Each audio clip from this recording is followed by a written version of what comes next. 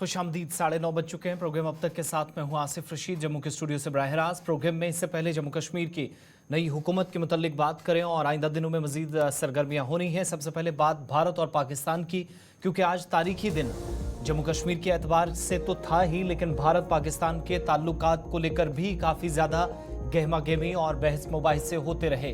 वज़ीर ख़ारजा पाकिस्तान से भारत वापस लौट आए हैं। शहबाज शरीफ और इसहाक डार से भी मुलाकात की है। डॉक्टर एस जयशंकर जब मुलाकात के बाद वापस आए तो उन्होंने पाकिस्तान का इजहार तशक्कुर भी किया।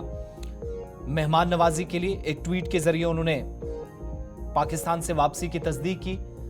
पाकिस्तान के वज़ीर ख़ारजा और नाइब वज़ीर आज़म इसहाक डार से भी मुलाकात की। एक साथ इनको बिठाया गया। मेहमान नवाजी के लिए पाकिस्तान का शुक्रिया अदा किया। शंघाई ताउन तंजीम यानी एससीओ का इजलास खत्म हो चुका है। भारत के वज़ीर ख़ारजा सुब्रमण्यम जयशंकर वापस दिल्ली पहुंच गए हैं। उन्होंने अपने दौरे पाकिस्तान के दौरान बेहतरीन मेहमान नवाजी पर पाकिस्तान की हुकूमत का शुक्रिया अदा किया और 9 साल के वक्फे के बाद किसी भी भारत के वज़ीर ख़ारजा का पाकिस्तान का ये पहला दौरा था। इसके अलावा दूसरी अहम तरीन तस्वीर जिसमें मुलाकात हुई, ये वो वक्त है जब उनका इस्तकबाल किया गया ज़ोरानी के मौके पर। जब लंच हो रहा था उस वक्त हमने देखा कि दोनों लीडरान एक साथ नजर आए और एक तवील अरसे के बाद इस तरह की कोई मुलाकात भारत और पाकिस्तान के दरमियान हुई है। दिसंबर 2015 में उस वक्त के वज़ीर ख़ारजा हार्ट ऑफ एशिया कॉन्फ्रेंस में पाकिस्तान के आए थे, तो उस वक्त सुषमा स्वराज इस कॉन्फ्रेंस में पहुंची थी, पाकिस्तान का दौरा किया था। वज़ीर ख़ारजा सुषमा स्वराज के साथ उस कॉन्फ्रेंस में बतौर सेक्रेटरी ख़ारजा एस जयशंकर थे। उनने भी पाकिस्तान का दौरा किया था और 9 साल बाद वो वज़ीर ख़ारजा की हैसियत से पाकिस्तान पहुंचे। वतन वापसी पर वज़ीर ख़ारजा एस जयशंकर ने इजलास में बेहतरीन मेहमान नवाजी पर वज़ीर आज़म पाकिस्तान शहबाज शरीफ और नायब वज़ीर आज़म इसहाक डार का शुक्रिया अदा किया। समाजी राब्ते की वेबसाइट एक्स पर उन्होंने अपने पैगाम में वज़ीर ख़ारजा की जानिब से बताया गया कि इस्लामाबाद से रवाना हो रहे हैं जब वो वापस आए उस वक्त, और कहा कि शंघाई ताउन तंजीम के सरबराहान काउंसिल की सदारत पर कॉन्फ्रेंस के कामयाब इनेकाद पर पाकिस्तान को मुबारकबाद पेश करता हूँ और कामयाब सदारत के लिए भारत अपनी मुकम्मल हिमायत का इजहार करता है। आज उनके मुताबिक हम इस मौके पर मिल रहे हैं जब दुनिया में 2 बड़े तनाज़ात जारी हैं जिनके आलमी सतह पर असरात मुरतब हुए हैं। कोविड-19 के वबाई मर्ज के तरक्की पजीर ममालिक में लोगों को मौसमियाती तब्दीलियों से लेकर सप्लाई चेन की गैर यकीनी सूरत हाल और मालियाती उतार चढ़ाव जैसी मुख्तलिफ किस्म की रुकावटें परेशानी का सबब बन रही हैं, तरक्की को मुतासिर कर रही हैं। उस वक्त उन्होंने इस बात पर जोर दिया कि तमाम ममालिक मिलकर अगर काम करें, जो बुनियादी अखलास व मकासद इस इजलास के हैं उनको पूरा किया जा सकता है। तो मुलाकात की तस्वीर आपको फिर से दिखाएंगे, जो तारीखी तस्वीर है भारत और पाकिस्तान की। वज़ीर ख़ारजा के दरमियान मुलाकात हुई और पाकिस्तानी मीडिया जो रिपोर्ट कर रहा है कि आज स्केड्यूल हल्का सा तब्दील करना पड़ा और यहाँ तक कि सिटिंग अरेंजमेंट्स भी शिफ्ट करने पड़े, दोबारा से अरेंज किया गया, रीअरेंज हुए, क्योंकि पाकिस्तान के वज़ीर ख़ारजा को भारत के वज़ीर ख़ारजा के साथ बैठना था। तो इसहाक डार और जयशंकर एक जगह नज़र भी आए। बड़ी बात यह कि ये सारा अरेंजमेंट जो है वो तब्दील किया गया था ताकि कोई मस्बत पेशरफ्त हो, मुलाकात हो सके। इस मुलाकात का इस्तकबाल भारत और पाकिस्तान दोनों जगहों पर किया जा रहा है। मुबस्सरीन का ख्याल है कि शायद एक नए दौर का आगाज़ हो सकता है जिसमें पाकिस्तान का हल्का सा नर्म रवैया या भारत की इतनी नरमी ये बताती है कि उसको हमसाया मुल्क की सबसे ज़्यादा इस वक्त ज़रूरत है, बजाय इसके कि वो वस्ती एशियाई ममालिक की तरफ या वेस्टर्न एशिया की तरफ जाए जहाँ पर कई तनाज़ात इस वक्त खड़े हुए हैं।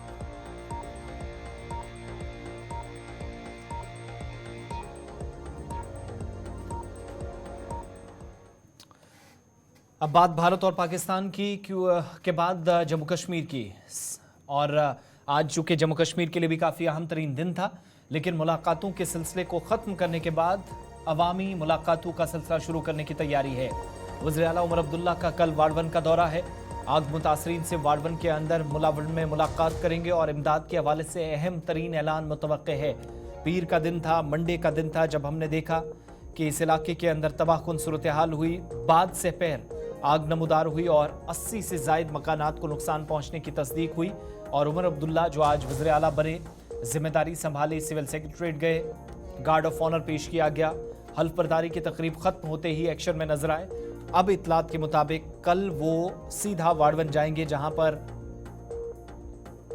मुतासरीन से उन्होंने मुलाकात करनी है और इस बात की तस्दीक आज रुकने असेंबली प्यारेलाल शर्मा की जानिब से भी की गई, जिनके मुताबिक उन्होंने वज़ीर आला से बात की है और तवक्को वो कर रहे थे कि कल उनका दौरा स्केड्यूल के मुताबिक हो। अब खबरें भी आ रही हैं, जो सीएम के दफ्तर से जानकारी मौसूल हो रही है कि कल 12 बजे के आसपास वज़ीर आला उमर अब्दुल्ला वाड़वन पहुंच सकते हैं। अजय शान हमारे नुमाइंदे किश्तवाड़ से हमारे साथ है। अजय, क्या मजीद तफसीलात हैं वज़ीर आला के कल के दौरे से? जी, आज से देखिए जो ये सानिया पेश आया था बाड़वन में, तो उसके बाद जहां मकामी एमएलए जो नवनियुक्त चुने गए एमएलए प्यारेलाल शर्मा वहां पर कल पहुंच गए थे। तो आज जो खबरें हमें ऑफिशियली कंफर्म की जा रही हैं कि चीफ मिनिस्टर उमर अब्दुल्ला कल वहां पर पहुंचने वाले हैं, क्योंकि 80 के करीब फैमिली जो हैं बताई जा रही है अफेक्टेड है और उतने ही स्ट्रक्चर, डिफरेंट तरह के स्ट्रक्चर जो है तबाह हो चुके हैं। एक बड़ा सानिया देखने को मिला जिसमें करोड़ों की प्रॉपर्टी तबाह हो गई है और उनको रिहेबिलिटेशन करने के लिए काफी चैलेंज है। आज की डेट में वहां पर जो तापमान है काफी गिर चुका है, कभी भी बर्फबारी हो सकती है। तो सरकार का एक बड़ा फैसला हो सकता है कल सामने आए, क्योंकि जब खुद चीफ मिनिस्टर वहां पर पहुंचेंगे, सिचुएशन को एसेस करेंगे, तो एक उनको राहत जरूर मिलेगी। लेकिन फिलहाल जो प्रभावित परिवार है उनको आसपास के घरों में शेल्टर दिया गया है, लेकिन कब तक वो रहेंगे ये एक बड़ा सवाल है और इसलिए उमर अब्दुल्ला के दौरे को लेके लोगों में काफी उम्मीदें देखी जा रही हैं। एक चीज और भी बताइएगा, हम कल से देख रहे थे काफी ज्यादा हम देख रहे हैं अलग अलग जगहों पर जो इदारे हैं, छोटे छोटे संगठन हैं, मजहबी तंजीमें हैं, तमाम लोगों की तरफ से डोनेशंस की जा रही हैं, पैसा या फिर बाकी साजो सामान जो ज़रूरी इस वक्त है, कपड़े वगैरह सारी चीज़ें हमने जमा करते हुए देखी हैं। एक तो हुकूमती सतह पर क्या मदद अब तक हो सकी है इंतज़ामिया की जानिब से, या हुकूमती सतह पर जो कोशिश हुई उसका क्या नतीजा है, और दूसरा ये जो पैसा अलग अलग NGOs जिसमें लगी हैं, ऑर्गेनाइजेशंस लगी हैं, कितनी एक रकम इकट्ठी हो सकी है और अगर इकट्ठी हुई तो क्या वो प्रभावित लोगों तक, मुतासरीन तक पहुंच गई? देखिए डिफरेंट ऑर्गेनाइजेशन इसमें सक्रिय हो चुकी हैं डे 1 से ही। जैसे ये बड़ी खबर सामने आई तो डे 1 से ही लोग सक्रिय हो गए थे। हालांकि अभी जो अमाउंट है उनके बैंक अकाउंट्स में जा रहा है, उसकी डिस्ट्रीब्यूशन आने वाले दिनों में होगी, जो हमें इतलात आ रही है। लेकिन जो मटेरियल है वो धीरे धीरे वहां पर पहुंचना शुरू हो गया है। ये जो एरिया हम किश्तवाड़ का डिस्ट्रिक्ट है, खासकर यहाँ पर अक्सर हमने देखा है 2-3 साल के बाद बड़े बड़े इस तरह के थाने होते हैं। तो यहाँ पर लोगों को एक्सपीरियंस है कि किस तरह से उनको मदद की जा सके, खासकर विंटर को देखते हुए उसी प्रकार की जो रिक्वायरमेंट है, चाहे कंबल हो, टॉयलेट हो, उसकी या गर्म कपड़ों की इमदाद हो, वो थोड़ा जमा किया जा रहा है। और खासकर जो फाइनेंशियल असिस्टेंस बाय अकाउंट आ रही है वो एक बड़ी अचीवमेंट देखी जा रही है रजाकार तंजीमों की तरफ से। तो आने वाले दिनों में जो प्रभावित फैमिलीज हैं उन तक पहुंच जाएगी। लेकिन सरकार भी कहीं ना कहीं इसमें एक्टिवेटेड है। DC और SSP खुद वहां पर कैंप कर रहे हैं और जो पहले रेड क्रॉस की तरफ से मदद पहुंचनी थी वो पहुंचा दी गई है, मटेरियल वहां पहुंचा है। लेकिन मजीद जो मटेरियल है आज फिर रवाना यहाँ। बहुत बहुत शुक्रिया डिटेल्स देने के लिए। अजय शान बता रहे थे कि कल चीफ मिनिस्टर जाएंगे और इस तरीके से उन्होंने वहाँ पर मुलाकातें भी करनी हैं। और जाहिर है वज़ीर आला का जब पहला दौरा है तो जम्मू कश्मीर के अंदर हुकूमती सतह पर इमदाद का भी ऐलान किया जा सकता है। 48 लाख के आसपास रकम प्यारेलाल शर्मा के मुताबिक उन्होंने अनाउंस कर दी है और मुतासरीन को मज़ीद मदद हो सके इसलिए उन्होंने चीफ मिनिस्टर से जो रिक्वेस्ट की थी, वैसे भी उन्होंने आना था, पहले से वादा किया गया था। तो अब ये एक अच्छा मौका है, लोगों की मदद भी की जा सकती है। इस ताल्लुक से मज़ीद अपडेट्स आती रहेंगी तो आप तक पहुँचाएँगे। इधर चूँकि वज़ीर आला आज ही उमर अब्दुल्ला बने, उन्होंने हल्फ बर्दारी की तकरीब जब श्रीनगर के अंदर हुई तो इस सिलसिले में दिल्ली से भी और मुल्क के बाकी हिस्सों से भी इंडिया अलायंस के 21 से ज़्यादा पार्टियों के 50 से ज़्यादा रहनुमा श्रीनगर के अंदर होने वाली तकरीब में शरीक हुए थे। और ग्राफिक्स के जरिए चंद एक चीज़ें आपके सामने रखनी बड़ी ज़रूरी है कि वज़ीर आला और नायब वज़ीर आला जो बने हैं, उमर अब्दुल्ला 1970 में बरतानिया में पैदा हुए शेख ख़ानदान से तीसरे वज़ीर आला वो बने हैं। 1998 में 12वीं लोकसभा के लिए मुंतखब भी हुए थे। 2001 में सबसे कम उम्र के मरकज़ी वज़ीर भी बने। वाजपेयी हुकूमत थी जब बतौर वज़ीर ख़ारजा के उनको या मिनिस्टर ऑफ स्टेट के उनको जिम्मेदारी दी गई। तो 54 साल के उमर अब्दुल्ला दूसरी बार अपने पॉलिटिकल करियर में चीफ मिनिस्टर बने हैं और यूनियन टेरिटरी के पहले जम्मू कश्मीर के 13वें वज़ीर आला। 2009 से 2014 के दरमियान पहले वो वज़ीर आला बने थे। इस बार बडगाम और गांधरबल दोनों जगहों से वो कामयाब हुए। पार्टी लेजिस्लेचर के लीडर भी मुंतखब हुए। 2014 में बीरवा से एमएलए भी बने थे, कामयाब हुए थे। और दूसरी बार जम्मू कश्मीर के वज़ीर आला वो 16 अक्टूबर से आगे बने, यानी आज से उन्होंने जिम्मेदारी संभाली है और जब तक हुकूमत काम करेगी तब तक उन्होंने ये जिम्मेदारी संभालनी है। इसके अलावा सुरेंद्र चौधरी, उम्र तकरीबन इनकी भी 54 साल के आसपास, राजौरी से इनका ताल्लुक, पहली बार रुकने असेंबली बने हैं। इससे पहले भाजपा, चूंकि इन्होंने भाजपा सदर रविंद्र रैना को शिकस्त दी, इसी पार्टी में थे, बाद में उन्होंने इख्तलाफात पैदा हुए, वहाँ से निकले। बीजेपी से पहले वो पीडीपी में भी रहे, पीपल्स डेमोक्रेटिक पार्टी का हिस्सा थे, वहाँ पर भी चुनाव उनने लड़ा था 2014 में पीडीपी की टिकट पर, लेकिन चुनाव हार गए थे। और उसके बावजूद भी पार्टी की जानिब से उन्हें एक और मौका दिया गया था। लेकिन खित्ता पीर पंजाल से या नौशहरा से डिप्टी चीफ मिनिस्टर मिलना ये बहुत बड़ी बात है, जिसके लिए हम देख रहे हैं पूरे खित्ते के अंदर जश्न मनाया जा रहा है। शाम होते होते भी तकरीबात का इनेकाद अलग अलग मकामात पर हो रहा है। पीडीपी ने पहली बार 2015 में इनको मेंबर ऑफ लेजिस्लेटिव काउंसिल यानी एमएलसी बनाया था। हार के बावजूद भी इनको एक बड़ा तोहफा मिला था। पीर पंजाल खित्ते में यह अहम तरीन सीट थी, हॉट सीट थी, क्योंकि रविंद्र रैना उनके सामने थे। तीसरी बार जो सदर भारतीय जनता पार्टी के बने थे और पीर पंजाल खित्ते से पहला नायब वज़ीर आला जम्मू कश्मीर को मिला है। खित्ते के अवाम में, जैसे मैंने शुरुआत में कहा, खुशी की लहर है। और जैसे ही उनके नाम का ऐलान हुआ, बल्कि उन्होंने श्रीनगर के अंदर हल्फ लेना ही था कि चंद मिनटों बाद वादी कश्मीर और जम्मू सूबे के अंदर और सबसे ज़्यादा पीर पंजाल खित्ते के अंदर हमने देखा कि मरकज़ी खित्ते के इन 2 सरहदी अजला के अंदर सरहदी बेल्ट में ज़बरदस्त जश्न मनाया गया। और इतना ही नहीं, जावेद राना जो कि रुकने असेंबली है मेंढर से, तीसरी बार जीते, एक बार एमएलसी भी रहे हैं, उनको भी जब वजारत मिली तो इसके लिए भी जश्न राजौरी पुंछ के अंदर। और जावेद राना के अलावा एक और बड़ा नाम आज़ाद उम्मीदवार की हैसियत से सतीश शर्मा, जिन्हें 33,000 से ज़्यादा वोट लिए, साबिक वज़ीर आला, साबिक नायब वज़ीर आला ताराचंद को छम सीट से हराया। कांग्रेस से थोड़ी तलखियां हुई, दूरियां रहीं, लेकिन अब आज़ाद उम्मीदवार की हैसियत से जीत गए। मदन लाल शर्मा जो इस दुनिया में अब नहीं है, वो रुकने पार्लियामेंट रहे हैं, उनके फर्जंद है, उनको भी मौका मिला है। तो ये 3-4 बड़े नाम जिनको लेकर तवक्कुआत पहले से थी कि शायद जिम्मेदारियां दी जा सकती हैं, इस तरह की उम्मीद की जा रही थी। तो इस बार वादी कश्मीर के 2 वज़रा और एक खुद वज़ीर आला, जबकि दूसरी जानिब आज ही के दिन हमने देखा कि मरकज़ के ज़ेर इंतज़ाम इलाके में 2 यूनियन टेरिटरी के, बल्कि आप कह लीजिए जम्मू सूबे के अंदर 3 वज़रा, जिनमें एक नायब वज़ीर आला की हैसियत से जिम्मेदारी संभालने वाले सुरेंद्र चौधरी भी शामिल हुए हैं। ये तो एक तरफ की बात थी। जब जिम्मेदारियों की बात हो रही है तो आपको ये भी बताना ज़रूरी है कि वज़ीर आला के साथ अब चूँकि अमला तैनात कर दिया गया है, इस अमले में कई ऐसे लोग हैं जिन पर तिब्बी सहूलियात को यकीनी बनाने की जिम्मेदारी होगी, यानी जो डॉक्टर्स हैं। और जम्मू कश्मीर इंतजामिया ने बाज़ाब्ता तौर पर एक और हुक्मनामा जारी कर दिया है। वज़ीर आला व दीगर के लिए डॉक्टर तैनात कर दिए गए हैं, बड़ी जिम्मेदारी सौंपी गई है।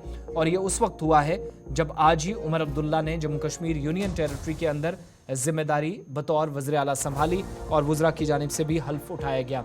जिन लोगों को डॉक्टर्स के तौर पर जिम्मेदारियां अलग अलग जगहों पर दी गई हैं, इनमें एक नाम डॉक्टर मनिंदर सिंह जो बतौर मेडिकल ऑफिसर काम करेंगे, उनका नाम है पीएचसी कानाचक में, अभी वो पोस्टेड हैं, लेकिन चीफ मिनिस्टर का या सीएम हाउस जम्मू के अंदर इनको जिम्मेदारी दी गई है। डॉक्टर हिलाल अहमद राथर एसडीएच करालपुरा में फिलहाल तैनात है मेडिकल ऑफिसर के बतौर। चीफ मिनिस्टर के रेजिडेंस पर ये श्रीनगर में रहेंगे। आकिब मंजूर मेडिकल ऑफिसर हैं, डेपुटेशन पर हैं। डिगियाना जम्मू के अंदर डिस्पेंसरी में जो ईएसआई डिस्पेंसरी कहलाती है, यहाँ से इनको हटाकर अब इनकी ट्रांसफ़र की गई है। एमएलए हॉस्टल जम्मू के अंदर रहेंगे। इसके अलावा doctor Asif Ali Baldev medical officer हैं, डिस्ट्रिक्ट हॉस्पिटल रामबन में काम कर रहे हैं। एमएलए हॉस्टल श्रीनगर के अंदर इनको तैनात कर दिया गया है। तो जिम्मेदारियां अमले को भी साथ साथ तफवीज़ की जा रही हैं और ये जिम्मेदारियां उस वक्त जब जम्मू कश्मीर के अंदर नई हुकूमत बन चुकी है और इस सिलसिले में बैक टू बैक कई अहम तरीन इक़दामात हुकूमती सतह पर उठाए जा रहे हैं। तो उमर अब्दुल्ला फौरी तौर से एक्शन में आए हैं, जबकि लेफ्टिनेंट गवर्नर इंतजामिया भी जिनके पास अमन कानून की सूरत हाल और ये जो तबादला वगैरह या तकर्रियाँ अमल में लानी हैं, इसके लिए भी साथ साथ वो काम कर रहे हैं। इधर जम्मू कश्मीर में नौ मुंतखब वज़ीर आला उमर अब्दुल्ला ने नासिर असलम वानी को अपना मुशीर या एडवाइज़र मुंतखब किया है। जम्मू कश्मीर हुकूमत के कमिश्नर सेक्रेटरी संजीव वर्मा की जानिब से एक हुक्मनामा जारी किया गया, जिसमें कहा गया है कि नासिर असलम वानी वज़ीर आला उमर अब्दुल्ला के मुशीर होंगे। वाज़ेह है कि असेंबली इंतखाबात में नेशनल कॉन्फ्रेंस ने नासिर असलम वानी को कुपवाड़ा से मैंडेट दिया था। PDP के फयाज मीर ने नासिर असलम वानी को 9,797 वोटों से यहां हराया। फयाज मीर ने 27,773 वोट लिए, जबकि नासिर असलम वानी ने 17,976 वोट हासिल किए। वो हारे, लेकिन अब इसके बावजूद चूंकि पार्टी में उनका बड़ा कद है, ओहदा उनको एक और संभालने के लिए दिया गया है। बतौर एडवाइज़र वो वज़ीर आला के साथ काम करने जा रहे हैं।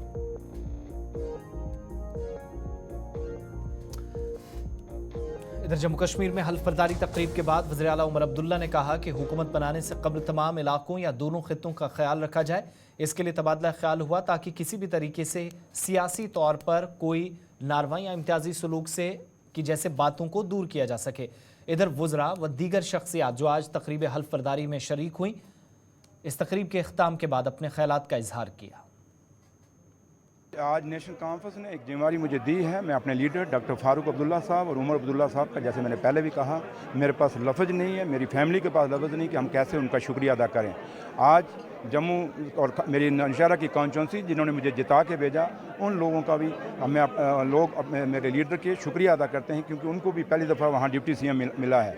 और जम्मू सूबे को तो ये है ही है, मुबारकबाद है ही है, लेकिन उसके साथ साथ खित्ता पीर पंचाल में आज 75 साल की राजनीति में पहली दफ़ा कोई डिप्टी चीफ मिनिस्टर मिला है, और ये खित्ता पीर पंचाल के लोगों के लिए फ़ख्र की बात है। तो इसलिए मेरे पास आज की, आप अगर मुझे कहें तो मैं आज बाबूक हूँ बड़ा, क्योंकि मेरे लीडर ने मेरे को बहुत बड़ी जिम्मेदारी सौंपी है। और काफ़ी मसले मसाइल भी हैं, क्योंकि इन 10 सालों में लोगों के काफ़ी मसले मसाइल हैं, और उनको हल करते हुए जो 10 साल का जो वैक्यूम है उसको 5 साल में पूरा करना बड़ा मुश्किल है। लेकिन हमें अपने लीडर और हमारे honourable chief minister Omar Abdullah साहब पे पूरा भरोसा है। वो उनके डायरेक्शन पे हम चलेंगे और जैसे वो कहेंगे वैसे करेंगे। ये एक बहुत चैलेंजिंग जॉब है इस टाइम, क्योंकि लोगों को बहुत परेशानियां हैं, मुश्किलें बहुत है, लेकिन इंशाल्लाह हम कोशिश करेंगे जो 10 बरसों की परेशानियां हैं, मसाइल हैं, उन मसाइल को हल करने की कोशिश करेंगे और लोगों को इन मुश्किलात से निकालने की कोशिश करेंगे। यूटी की इस चैलेंजिंग तो है, पहले हमारी रियासत हुआ करती थी, जम्मू कश्मीर एक बहुत पुरानी रियासत थी,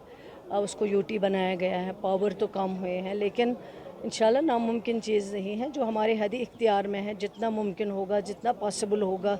हमने पहले एक मैनिफेस्टो तैयार किया है, उसमें बहनों के लिए जो रखा है और ओवरऑल जो जम्मू कश्मीर के लोगों के लिए, उस पर हम इंशाल्लाह काम करेंगे, ताकि इन 5 बरसों में अपनी सारी कमिटमेंट जो हमने इलेक्शन से पहले किया उसको पूरा। मैं निहायत ही ममनून हूँ कि एक टाइट पोजीशन में, जहाँ 8 लोग मंत्री बनने थे यूनियन टेरिटरी में, और जम्मू को एक बड़ी रिप्रेजेंटेशन दी है। हमें एक डिप्टी चीफ मिनिस्टर मिले हैं और 2 कैबिनेट मिनिस्टर मिले हैं। तो ये मैं कहूँगा कि लीडरशिप की और जम्मू कश्मीर नेशनल कॉन्फ्रेंस की जो तमाम रीजन्स और इलाका के ताईं जो एक कंसर्न रहता है, उनकी प्रॉब्लम को एड्रेस करने का एक जो उनका जो मिशन है, ये बहाल करते हुए जनाब डॉक्टर फारूक अब्दुल्ला साहब ने, उमर अब्दुल्ला साहब ने इस पे काम किया है। और मैं मुबारक करूंगा कि जम्मू को एक बड़ी रिप्रेजेंटेशन दी गई है। देखिए, बीजेपी का जो मंशूर प्रोग्राम ऑफ पॉलिसी थी, उसमें आपने देखा होगा कि टोटली पीर पंजाल में उसको नकार दिया है, रिजेक्ट कर दिया है। अब ये बातें करनी ही फजूल है। बीजेपी ने जो किया वो उनको महंगा पड़ा है, और बीजेपी ने शायद ये गलत नब्ज़ पे हाथ रखा था। जहाँ तक गुजर और पहाड़ी का तल्लक है, ये एक समाज है और ये कभी बटेगा नहीं। मैं पहले भी ये कहता रहा हूँ और आज भी मैं ये कहता हूँ। मैं तो कहूँगी कि जम्मू कश्मीर के लोगों को बड़े जख्म लगे हैं, बड़े धोखे खाए हैं। मैं उम्मीद करती हूँ कि जिस भरोसे से लोगों ने एक मेजॉरिटी दी है सरकार को, तो ये उस भरोसे की लाज रखेंगे और जम्मू कश्मीर के लोगों की जख्मों पे मरहम करेंगे। देखने में बहुत अच्छा था, सारे तकरीबन इंडिया अलायंस के सारे लोग यहाँ पर थे और अच्छा लगा। इनकी बहुत बड़ी कामयाबी है। तमाम पोलराइजेशन करने के बावजूद यहाँ इंडिया अलायंस की सरकार बनी, और ये इशारा देता है कि महाराष्ट्र और झारखंड में भी इंशाल्लाह अच्छे। एज अ CM बहुत बहुत बधाइयाँ देते हैं, और लोगों ने जो मैंडेट दिया है जम्मू कश्मीर में, उसमें वो खरे उतरेंगे और लोगों की जो उम्मीदें हैं वो भर आएंगी। हमें उम्मीद है कि जम्मू कश्मीर में जो दोनों प्रोविंस हैं, जम्मू भी और कश्मीर में, दोनों बैलेंस करके चलेंगे साल के बाद जो ये बहुत बड़ी बहुमत दोनों पार्टियों को मिली है, इसमें ये सारे खड़े उतरेंगे और लोगों के डेवलपमेंट में ज़्यादा काम होगा। ये एक एसेंशियल इंग्रेडिएंट है, हिस्सा है किसका? जमहूरियत का। तो इसे वॉयलेट किया गया था और ऑनरेबल सुप्रीम कोर्ट की डायरेक्शन से आपने देखा कि यहाँ पर इलेक्शंस हुए और जो सरकार बनी, लोगों ने मैंडेट दिया। हम उम्मीद करते हैं बहुत से लोगों की ये इच्छा थी कि यहाँ फ्रैक्चर्ड मैंडेट आए और यहाँ के अवाम ने आज उन पार्टियों को, उनके प्रॉक्सीज़ को, सबको मैं प्रॉक्सीज़ नहीं बताता हूँ, बहुत सारे थे कि जो चाहते थे यहाँ फ्रैक्चर्ड मैंडेट हो, तो उनको जम्मू कश्मीर के अवाम ने सियासी तौर एक बड़ा थप्पड़ मारा। जैसे पूरे मुल्क में इंडिया अलायंस ने, इंडिया ब्लॉक ने मोदी जी के उस सपने को हराया जिसमें उन्होंने कहा था कि हमें 400 पार चाहिए। तो अभी हम उम्मीद करते हैं, उमर साहब है, यंग है, एनर्जेटिक है, हम उम्मीद करते हैं सरकार जो हो उनके नेतृत्व में लोगों के जो जायज़ तवक्कात है उन पे खरे उतरने के लिए हर मुमकिन कोशिश करेंगे और मुझे उम्मीद है कि लोगों को एक राहत मिलेगी। हम ये हमेशा कहते हैं कि हमें सिर्फ यहाँ पर सरकार इलेक्शन तक महदूद नहीं रखना है, हमें जो हमारी ब्रेक के बाद प्रोग्राम अब तक में आपका इस्तकबाल। भारतीय जनता पार्टी जम्मू कश्मीर के तर्जुमान डॉक्टर ताहिर चौधरी ने भी उमर अब्दुल्ला को वज़ीर आला बनने पर मुबारकबाद पेश की है। डॉक्टर ताहिर चौधरी ने मजीद कहा कि यूटी में खुशहाली और तरक्की यकीनी बन सके, इसके लिए वो हुकूमत का भरपूर ताउन करने के लिए तैयार हैं, ताहम हुकूमत को दोनों खित्तों के मसावी हुकूक के बारे में संजीदा होना पड़ेगा। आप देख रहे हैं गुलिस्तान न्यूज़ और आपको बता दें कि मौजूदा इस वक्त जो है उमर अब्दुल्ला जी की बात करें, जो कि उन्होंने आज ओथ जो है वो ले ली है, सीएम का पदभार जो है वो संभाल लिया है। जम्मू में भी काफ़ी ज़्यादा खुशी जो है वो देखी जा रही है, क्योंकि एनसी कार्यकर्ता, अगर बात करें एनसी के जितने भी कैंडिडेट हैं उनके द्वारा जो है काफ़ी ज़्यादा खुशी जताई गई, क्योंकि वाइस प्रेसिडेंट की पोस्ट पे थे और अभी जो है उमर अब्दुल्ला एनसी के जो है उन्होंने सीएम की जो है पदभार संभाल लिया है। और वही दूसरी तरफ आपको बता दें सुरेंद्र चौधरी जो कि नौशहरा से, जिन्होंने भाजपा में रविंदर रैना को जो है करारी मात दी, वो डिप्टी सीएम का पदभार संभालेंगे। और मौजूदा एलजी की बात करेंगे, यूटी की पहली गवर्नमेंट जो है वो इस वक्त हम बात करेंगे वो बन चुकी है और पहला सीएम यूटी का वो उमर अब्दुल्ला के रूप में आप देखेंगे और आने वाले दिनों में वो लोगों की किस तरीके से सेवा करते हैं वो सारा आपके सामने होगा। रिजल्ट भी आप लोगों के बिल्कुल सामने था, क्योंकि एनसी को जो है 42 सीट्स मिली हैं, वहीं भाजपा को जो है 29 सीट्स मिली हैं। सारी बात करेंगे, चर्चा करेंगे। हमारे साथ डॉक्टर ताहिर चौधरी हैं जो कि भाजपा के स्पोक पर्सन हैं, उनसे अभी बात करते हैं। सर नमस्कार। नमस्कार सर, क्या कहेंगे कि आज जो है सीएम की जो है पद जो है वो संभाल लिया है और सेरेमनी भी हो चुकी है SKICC में कश्मीर में, तो यहाँ पे जो है जम्मू से भी कश्मीर से भी जो है बड़े बड़े नेता जो है उनकी उस सेरेमनी में पहुँचे थे। क्या कहेंगे, किस तरीके से जो है आगे की रणनीति रहेगी, क्या कहेंगे सर? देखिए, भारतीय जनता पार्टी का स्पोक्स पर्सन होने के नाते पहले मैं नेशनल कॉन्फ्रेंस को, डॉक्टर फ़ारूक अब्दुल्ला साहब को, उमर अब्दुल्ला साहब को बहुत मुबारकबाद देता हूँ कि आज उनकी सरकार बनी है और उमर साहब पहले जम्मू यूनियन टेरिटरी के मुख्यमंत्री बने हैं। जहाँ तक इलेक्शन की बात आती है, असेंबली इलेक्शन का काफ़ी लंबे गैप के बाद जम्मू कश्मीर में होना, और जहाँ तक बात की जाए पॉलिटिकल पार्टीज़ की, सभी पॉलिटिकल पार्टीज़ ने बहुत ज़ोर से काम किया। भारतीय जनता पार्टी ने बहुत ज़ोर से काम किया और ज़मीनी सतह पे हमने बहुत काम किया, हमें बहुत सारा वोट मिला है। जम्मू में 29 सीट्स के ऊपर हम जीते और कश्मीर में भी हमारा वोट परसेंटेज बढ़ा, ये बहुत बड़ी बात है। और सभी लोगों की बहुत सारी उम्मीदें हैं मौजूदा सरकार से और स्पेशली नेशनल कॉन्फ्रेंस से, उमर अब्दुल्ला साहब से। बहुत सारे इन्होंने वादे किए हैं, मैनिफेस्टो में बहुत सारे वादे किए हैं। आने वाला वक्त बताएगा। मुझे लगता है कि उमर अब्दुल्ला साहब भी काफ़ी तजुर्बेकार हैं सियासत में, डॉक्टर फ़ारूक अब्दुल्ला साहब बहुत माहिर हैं सियासत में, और मुझे लगता है कि जम्मू कश्मीर के लोगों को बहुत सारी उम्मीदें होंगी और उम्मीदें पूरी भी होनी चाहिए। और ये मुझे लगता है पूरी कोशिश भी करेंगे कि आवाम की जो उम्मीदें हैं उन पे खरा उतरें। सर, एनसी ने जहां पे इस बार मेजॉरिटी में जो है सीट्स हासिल की हैं, वहीं भाजपा ने भी जम्मू में काफ़ी ज़्यादा पिछली बार के मुकाबले अगर हम 25 सीटों से इस बार 29 सीटों पे आ पहुंची है। लोगों ने जो है समर्थन जो है वोट जो है वो दिया है। क्या कहीं भेदभाव ऐसा, क्योंकि उमर अब्दुल्ला को यही पता है कि जम्मू से जो है एनसी को वोट बहुत कम मिला है, तो क्या लगता है कहीं ना कहीं कोई किस तरीके से जो है पार्टी जो उमर अब्दुल्ला है वो लोगों के लिए सेवा करेगी? देखिए, हमें कश्मीर में बहुत वोट मिला है। कश्मीर में इस बार मुझे लगता है कि बड़ी बदकिस्मती रही भारतीय जनता पार्टी की, हमारा कमल नहीं खिला। एक दो जगह पे हमारे कैंडिडेट बहुत कम मार्जिन से हारे हैं। और अगर जम्मू की बात की जाए, जम्मू में हमने क्लीन स्वीप किया, जम्मू में हमने कांग्रेस मुक्त किया है जम्मू को। और जम्मू के अवाम का स्पेशली मैं कहूँगा हम बड़े शुक्रगुजार हैं कि उन्होंने हमें बड़े बहुमत के साथ जिताया, हमें खुल के वोट डाले।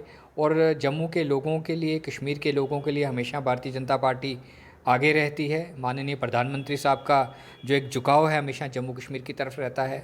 2014 के बाद प्रधानमंत्री साहब ने लाल किला से जम्मू कश्मीर के लिए जो भी वादे किए, जो भी चीज़ें कही, उनको पूरा किया। लेकिन अब यहाँ पे सरकार बन चुकी है पहली यूनियन टेरिटरी की, और नेशनल कॉन्फ्रेंस की सरकार बनी है।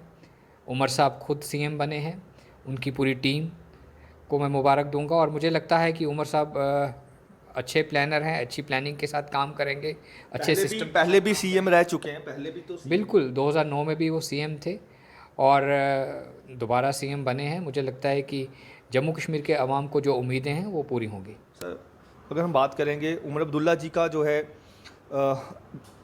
इलेक्शन से पहले जब कैंपेनिंग कर रहे थे तो उनकी जो मैनिफेस्टो में एक ही बात बार बार जिक्र किया जा रहा था कि 370 जो है वो निराशित किया गया था तो उनको वापस लाएंगे। क्या लगता है कि आने वाले दिनों में उमर अब्दुल्ला इस पे कितना अपना स्टैंड रख पाएंगे?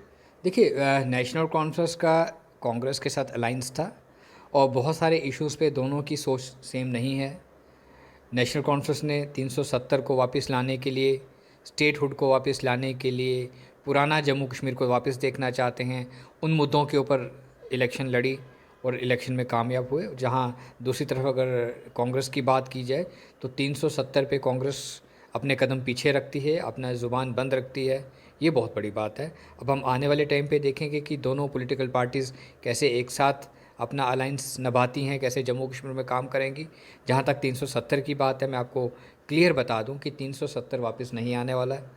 ये चीज़ उमर साहब भी जानते हैं, डॉक्टर फ़ारूक अब्दुल्ला साहब भी जानते हैं और वो इस चीज़ को समझते हैं कि 370 को इस्तेमाल करके लोगों को लुभाया जा सकता है, लोगों के बीच में जाया जा सकता है। इस चीज़ को नेशनल कॉन्फ्रेंस अच्छी तरह जानती है। जहाँ तक कांग्रेस की बात करेंगे, बहुत सारे इश्यूज़ के ऊपर कांग्रेस बैकफुट पे रहती है, लेकिन आने वाले दिन बड़े इंटरेस्टेड रहेंगे जम्मू कश्मीर के।